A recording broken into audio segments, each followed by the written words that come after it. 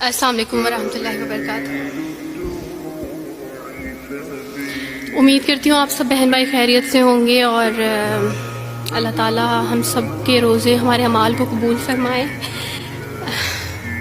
میں نا بڑی روتلو ہوں تو اس لیے میری آواز شروع میں ہی رونے والی ہو جاتی ہے. ہاں میں وہی انسان ہوں جو وارث ماموں کے لیے بد دعائیں کرتی تھی، لیکن میں ابھی پیچھے ایک بچی کو بتا رہی تھی کہ وارث ماموں اپنی جھولی اٹھا کے راتوں کو دعائیں کرتے ہوتے تھے کہ چاند اسلام قبول کر لے. تو دعائیں کبھی رد نہیں جاتی، وہ دعائیں جو اللہ سے مانگی جاتی ہیں وہ دعائیں کبھی رد نہیں جاتی. میں نے اپنی 25 سالہ زندگی جو تھی وہ کرسچینٹی میں اچھی خاصی پریچنگ میں گزاری. میں چرچ میں پریچ کرتی تھی، کلام پیش کرتی تھی.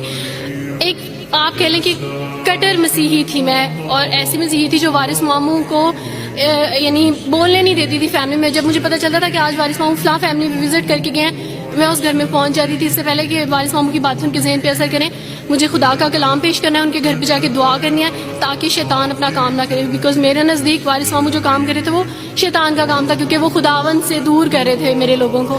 تو میں اس فیملی میں پہنچ جاتی تھی، اپنے لوگوں کو چاہتی تھی کہ وہ خداوند کے ساتھ جڑے رہیں، وہ کبھی خداوند کا انکار نہ کریں، وہ یسوع مسیح کا انکار نہ کریں. یہ سب میری یعنی میں آپ کہہ لیں کہ ایک اسٹرانگ ورک کرتی تھی. مجھے اس چیز کا ڈر رہتا تھا کہ وارث ماموں کی وجہ سے اب مزید لوگ اسلام قبول نہ کر لیں. لیکن کیا پتہ تھا کہ اللہ تعالیٰ مجھے ہی دائرہ اسلام میں لے آئیں گے اور میں ہی وہ شخص بنوں گی جو اسلام قبول کرے گی.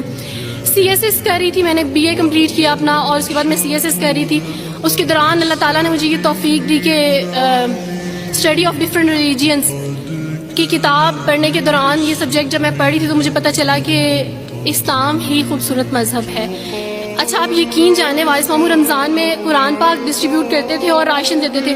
تو میرے بھائی کے ایک جہاں ڈیوٹی کرتے ہیں وہاں ایک انکل تھے، گارڈ تھے، ان کے لیے قرآن پاک لے کے ان سے رکھا ہوا تھا اور راشن بھی لے کے رکھا ہوا تھا.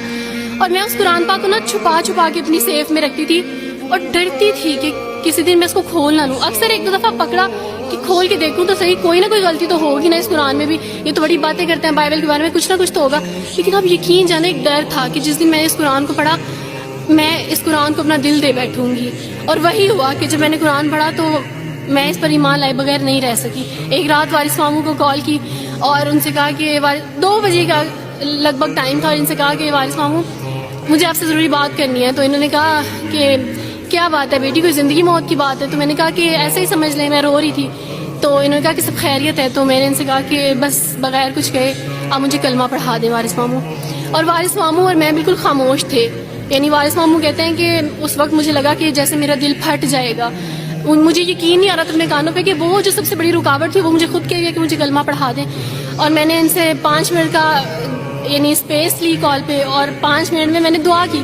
لیکن اس کے بعد میں نے کہا کہ اگر میں حق پہ ہوں، سچ پہ ہوں، تو بس پھر خداوند اس کو ہو لینے دے. اور وہی ہوا، میں نے اسلام قبول کیا. اور سوچا تھا کہ CSS کمپلیٹ کرنے کے بعد فیملی میں اناؤنس کروں گی، لیکن اللہ تعالیٰ نے کچھ اور منصوبے بنائے ہوتے ہیں، انسان کے کچھ اور منصوبے ہوتے ہیں.